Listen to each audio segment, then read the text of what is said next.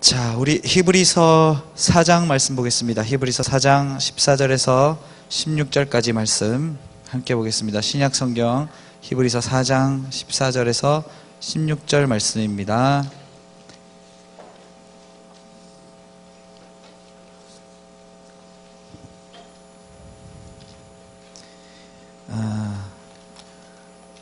우리 이 세 구절의 말씀을 한 목소리로 읽겠습니다. 시작. 그러므로 우리에게 큰 대제사장이 계시니 승천하시니 곧 하나님의 아들 예수시라.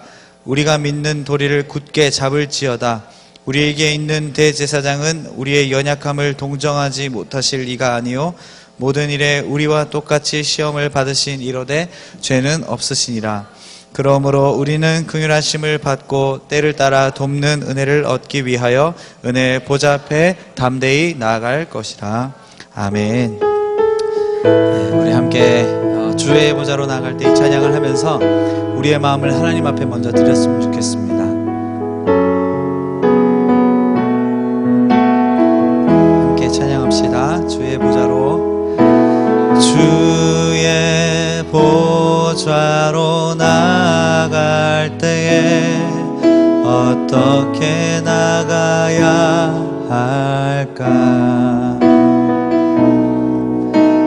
나를 구원한 주의 십자가, 그것을 믿으며 가네. 주의 보좌로 나아갈 때, 주의 보좌로 나아갈 때 나 여전히 부족하나. 나를 품으신 주의 그 사랑, 그것을 믿으며 가네. 자격 없는 내 힘이 아니 오직 예수님의 보혈로, 자격 없는 내 힘이 아니 오직 예수님의 보혈로. 십자가의 보혈, 십자가의 보혈, 완전하신 사랑 힘입어 나아갑니다.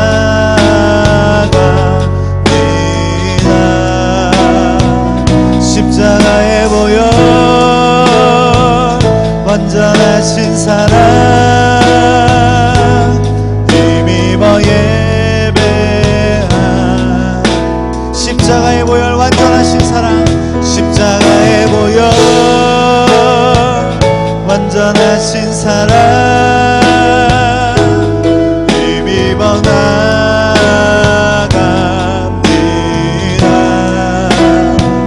십자가의 보혈, 완전하신 사랑 힘입어 예배합니다. 아멘. 우리가 십자가의 보혈, 그 완전하신 사랑을 의지하며 나아갈 때에 하나님께서 우리의 그 예배를 받아주실 줄로 믿습니다. 우리 서로 보시면서 이렇게 고백해 주셨으면 좋겠습니다. 주님의 사랑이 정답입니다. 동의하십니까? 아멘.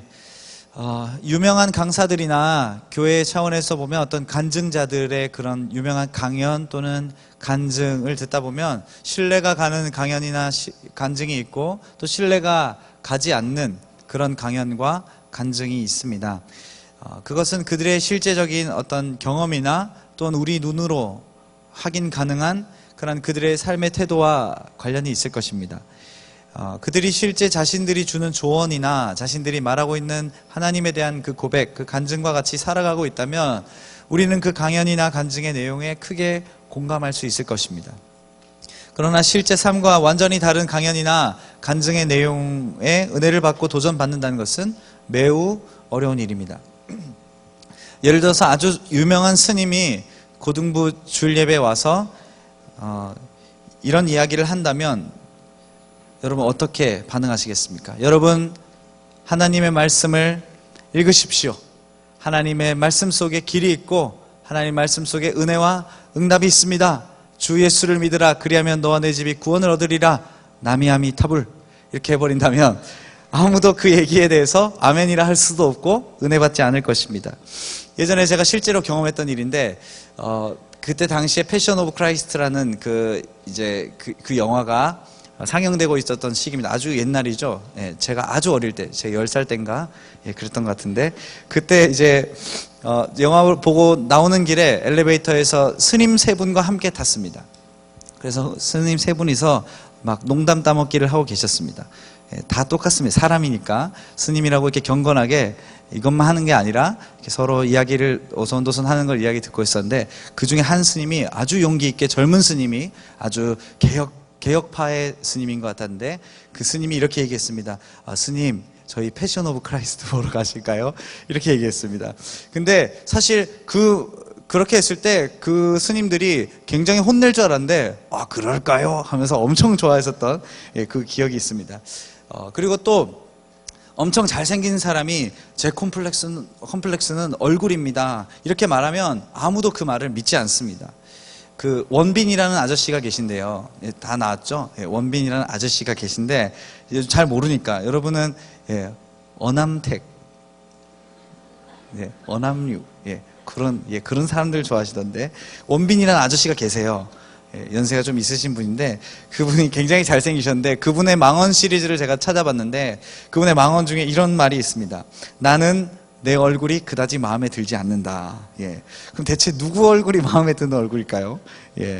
여러분 제 컴플렉스는 뭘까요? 키 아닙니다. 얼굴이죠. 여러분이 키로 하겠습니다. 지우고 키.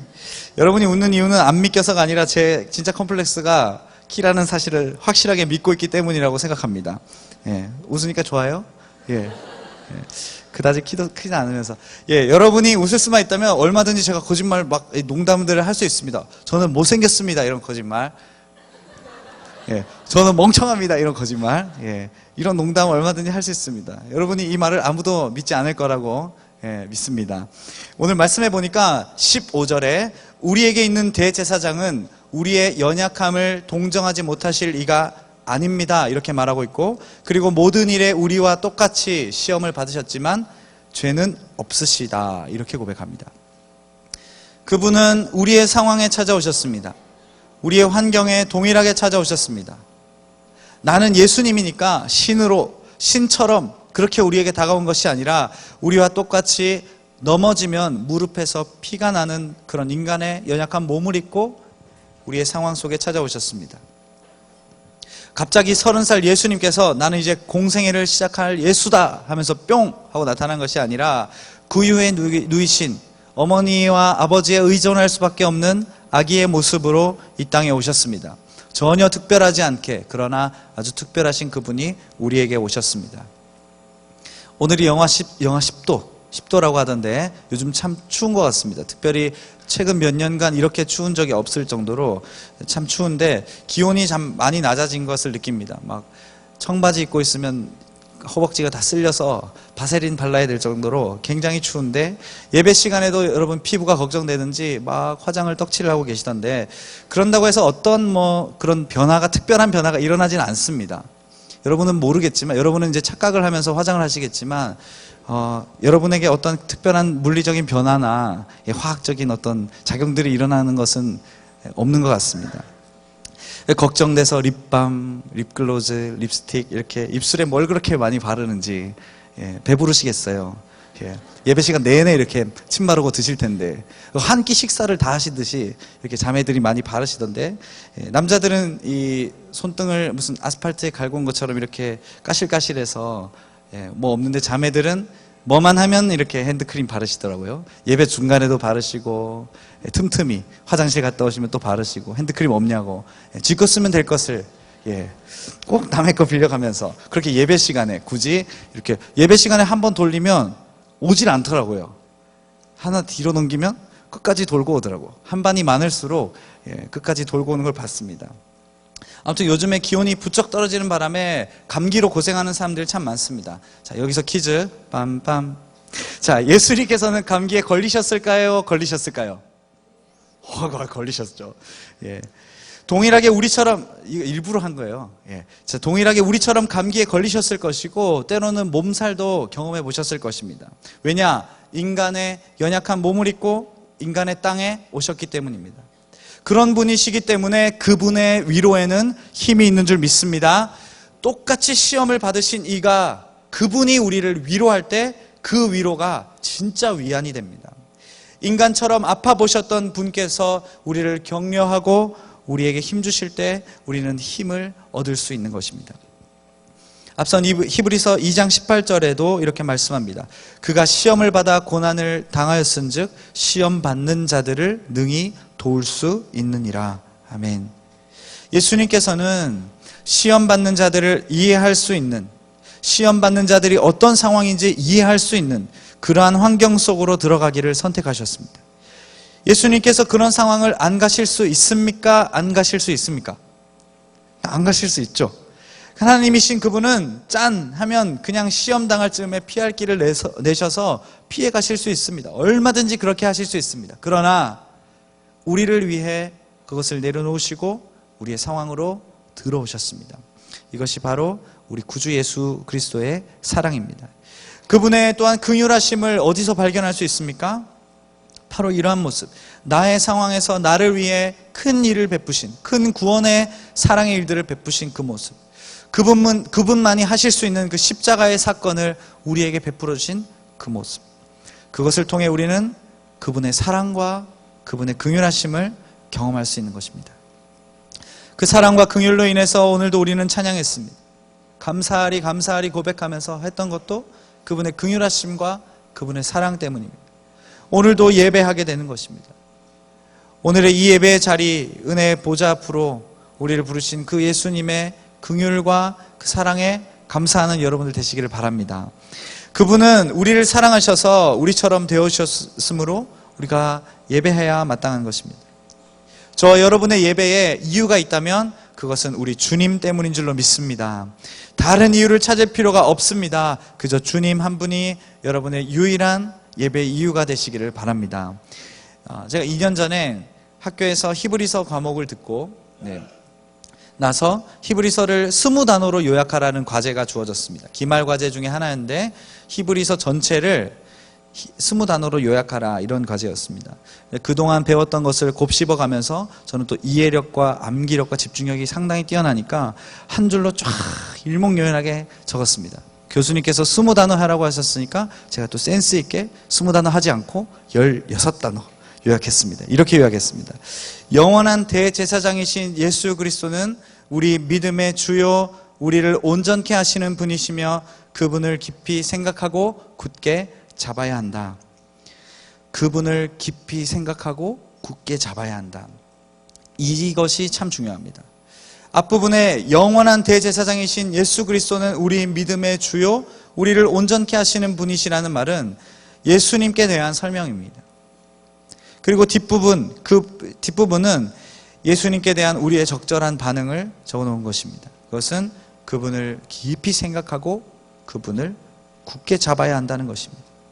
우리 14절의 말씀 함께 읽어보겠습니다. 시작. 그러므로 우리에게 큰 대제사장이 계시니 승천하시니 곧 하나님의 아들 예수시라. 우리가 믿는 도리를 굳게 잡을지어다. 아멘. 잡으라 하는 이 단어가 참 중요합니다. 잡으라, 이 적극적인 단어의 소극적인 표현은 놓지 말라입니다. 우리는 예수 그리스도를 놓지 말아야 합니다. 다른 것 다 놓아도 예수 그리스도 놓으면 안 됩니다. 다른 것 다 놓아도 예수 그리스도를 잡으면 다 되는 것입니다. 여러분 중매 아세요? 중매? 남소, 여소 이런 건데 옛날에 하던 겁니다. 저희 아버지, 어머니 때 하던 거. 요즘에는 중매라고 안 하고 소개팅이나 결혼을 위한 깊은 만남. 아무튼 중매의 마스터들이 있습니다. 그 마스터 오브 중매가 있는데 그분들 이제 중매쟁이라고 하는데 그 중매쟁이들은 여러 가지로 자기가 소개해줄 그 남자, 자기가 소개해줄 그 여자에 대해서 여러 가지 장점들을 열거하면서 자신이 하는 중매를 꼭 받게 만들려고 엄청나게 노력합니다. 그분들을 또 다른 말로 마담뚜 이렇게 얘기하는데 그 마담뚜가 교회에도 좀 계십니다. 저는 한 번도 그분을 만나본 적이 없지만 이렇게 보통 사역자들 곁에 이렇게 붙어서 전사님 결혼하실 때 안 됐나요? 이렇게 하면서 붙는 분들이 계십니다. 근데 그분들이 여러 가지 소개하면서 실수하는 멘트가 딱 하나가 있는데 그 멘트는 이런 것입니다. 집안 좋고 직장 좋고 학벌 좋고 잘생기고 이쁜데 키도 큰데 아직 교회를 안 다녀. 부모님은 잘 믿는데 그 친구는 아직 믿음이 없어. 여러분, 교회 안 다니고 예수님 안 믿는 것, 그게 다 좋은 데가 아니라 다 안 좋은 것입니다. 아무리 하드웨어가 잘 갖춰져도 소프트웨어가 엉망이면 그것은 아무것도 아닙니다. 엄청나게 예쁜 여자가 왜 올림픽은 새벽 3시에 하냐고 투덜대면 그 노답입니다. 이해하신 분만 웃는 거죠. 예. 올림픽 왜 새벽 3시에 하는지 모르겠죠. 막 답답해 죽겠죠. 예. 금메달 따는 거 봐야 되는데 늘 자는 시간에 하고, 축구는 왜 새벽 1시에 하는지 아무도 모르겠죠. 예. 하드웨어가 아무리 잘 갖춰져도 소프트웨어가 엉망이면 아무것도 아니죠. 슬프게도 우리는 아직 가진 것이 없어서 별로 놓을 것이 많이 없지만 다 놓아도 예수님 잡으면 성공한 인생인 줄 믿습니다. 돈 많은 것이 성공한 것이 아닙니다. 예뻐지는 게 성공한 것이 아닙니다. 올리브영에 가서 세일한다고 해서 화장품 완전 싸게 사서 그걸 성공했다, 그건 성공이 아닙니다. 천국이 없으면 실패입니다. 다 잡은 것 같은데 예수님 안 잡았으면 그건 다 놓친 것입니다. 하나만 잡은 게 아니라 다 놓친 것입니다. 공부 잡는다고 예배 놓으면 다 놓친 것입니다. 사람 잡기 위해서 주님 놓으면 다 놓친 것입니다. 다 잡은 인생은 예수님 붙잡은 인생인 줄로 믿습니다. 잡으라, 우리가 믿는 도리를 굳게 잡으라, 이 말을 반드시 기억하시기를 바랍니다. 그리스도인의 인생은 그리스도를 매일매일 붙잡는 그 삶의 연속입니다. 매일매일 그리스도를 잡아야 합니다. 내가 매일 십자가 앞에 더 가까이 가오니 구세주의 흘린 보배 피로써 나를 정케 하소서. 내가 매일 기쁘게 순례의 길 행함은 주의 팔이 나를 안보함이요. 여러분, 넘어져도 다시 예수님 잡으면 됩니다. 쓰러져도 다시 예수님을 잡으면 됩니다. 예수님을 놓는 게 문제이지 예수님을 강하게 붙잡는다고 해서 문제될 일은 하나도 없습니다. 바라기는 끝까지 예수 그리스도를 놓지 마시기를 바랍니다. 예수님은 앞서 말씀드린 바와 같이 우리처럼, 인간처럼 되신 분이십니다. 우리처럼 인간의 몸을 입고 이 땅에 오셔서 친히 고난을 받으셨습니다. 영광만 받아야 될 그분이 우리를 위해 고난과 상처와 핍박을 받으셨습니다. 그분의 고난은 전적으로 우리를 향하고 있습니다. 우리를 위하고 있습니다. 그분의 연약은 우리의 약함을 이해하기 위해서이고, 그분의 상처는 우리를 더 사랑하기 위한 위대한 손과 발의 상처입니다. 이사야 53장 2절과 3절에 예수님에 대해서 이렇게 말씀합니다. 그는 주 앞에서 자라나기를 연한 순 같고 마른 땅에서 나온 뿌리 같아서 고운 모양도 없고 풍채도 없은즉 우리가 보기에 흠모할 만한 아름다운 것이 없도다. 그는 멸시를 받아 사람들에게 버림받았으며 간고를 많이 겪었으며 질고를 아는 자라. 마치 사람들이 그에게서 얼굴을 가리는 것 같이 멸시를 당하였고 우리도 그를 귀히 여기지 아니하였도다. 아멘.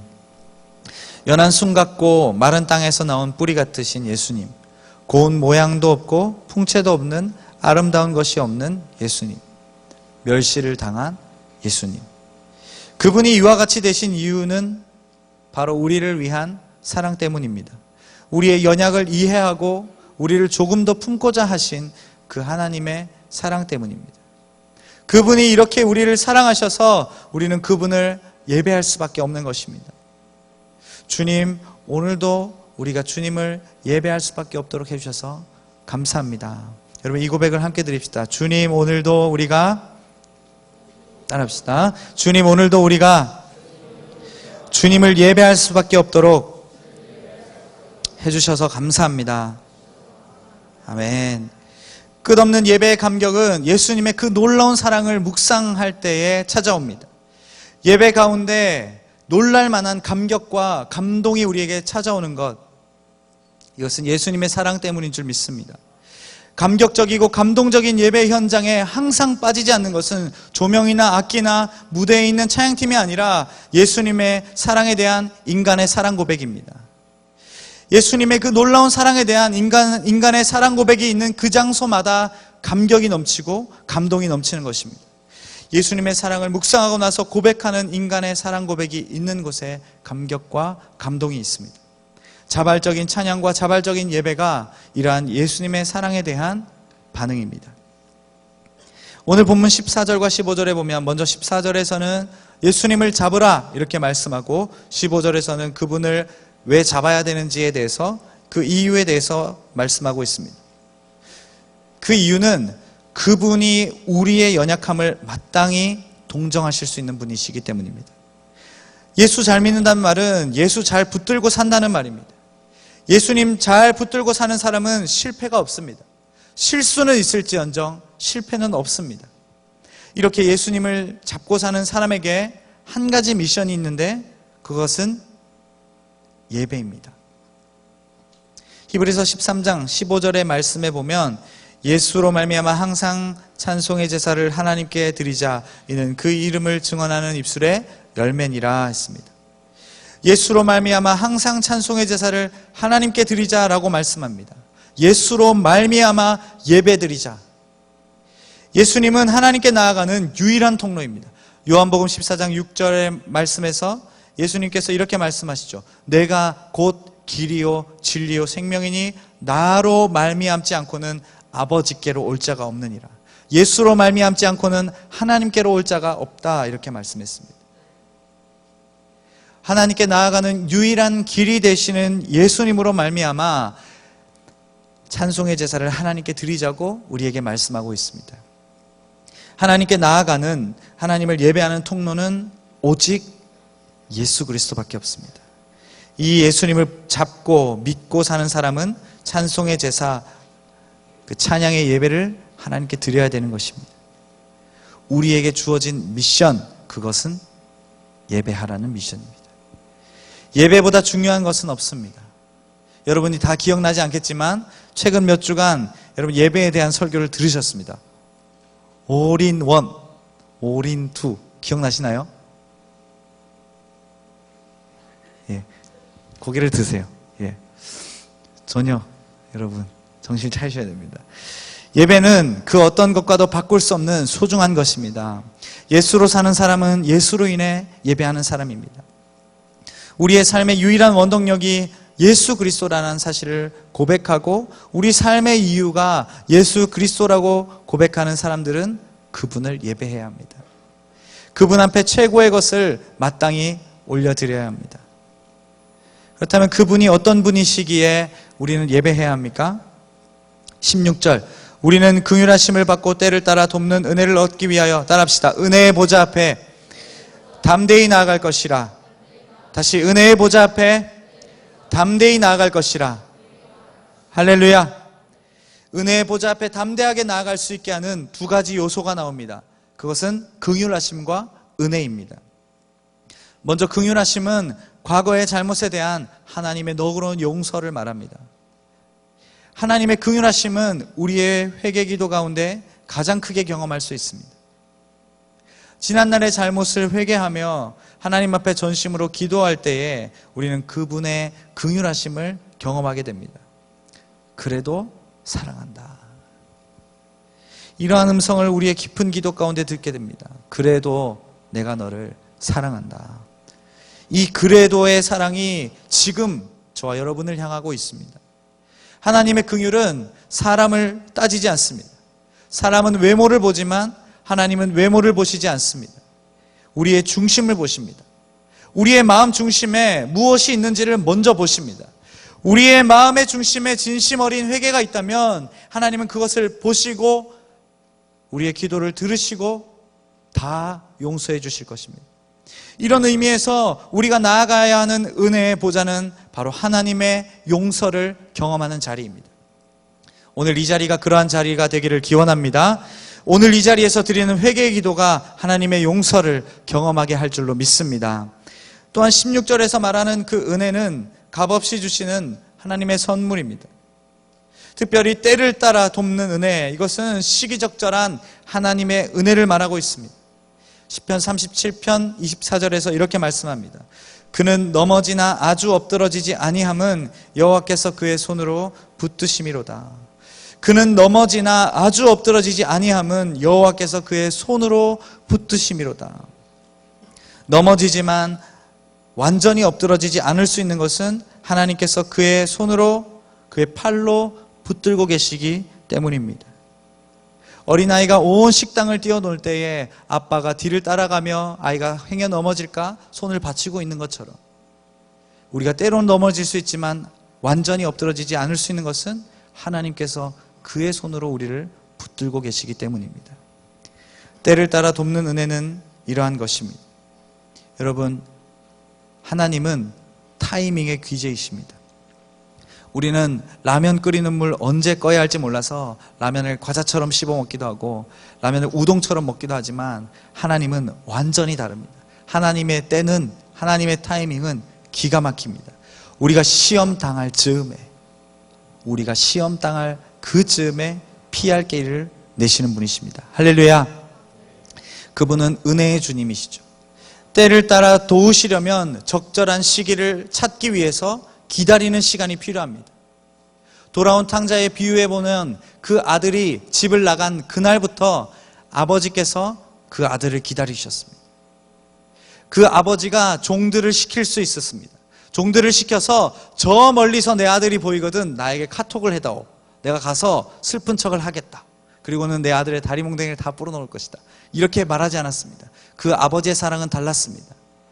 아들이 집을 뛰쳐나간 그날부터 모든 재산을 탕진하고 돌아오는 그 시간까지 하루도 빠짐없이, 한시도 빠짐없이 그 나간 그 자리에서 아들을 기다리고 있었습니다.